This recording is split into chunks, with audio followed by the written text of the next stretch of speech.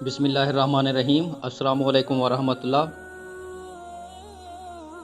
ایک شادی شدہ مرد ایک عالم دین سے اپنا مسئلہ دریافت کرتے ہوئے کہنے لگا، شروع میں جب میری بیوی مجھے پسند آئی تھی تو اس وقت وہ میری نگاہوں میں ایسی تھی جیسے اللہ تعالیٰ نے اس دنیا کے اندر اس جیسا کسی کو بنایا ہی نہیں، اور جب میں نے اسے شادی کا پیغام دیا تو اس وقت میری نگاہ میں اس جیسی بہت ساری لڑکیاں تھیں۔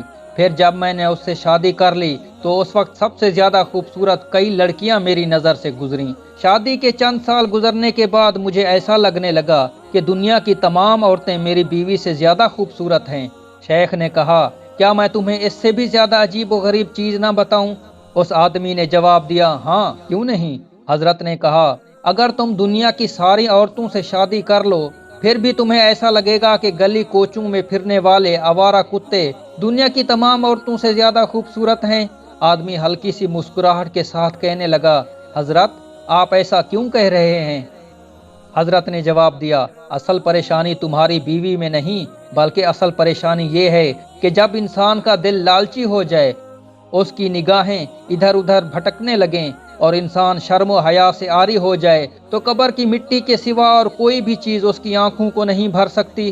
سنو، تمہاری پریشانی یہ ہے کہ تم نگاہیں نیچی نہیں رکھ سکتے۔ کیا تم اپنی بیوی کو دوبارہ دنیا کی سب سے زیادہ خوبصورت عورت بنانا چاہتے ہو؟ اس آدمی نے جواب دیا، جی ہاں۔ حضرت نے کہا، پھر تم اپنی نگاہیں نیچی رکھو۔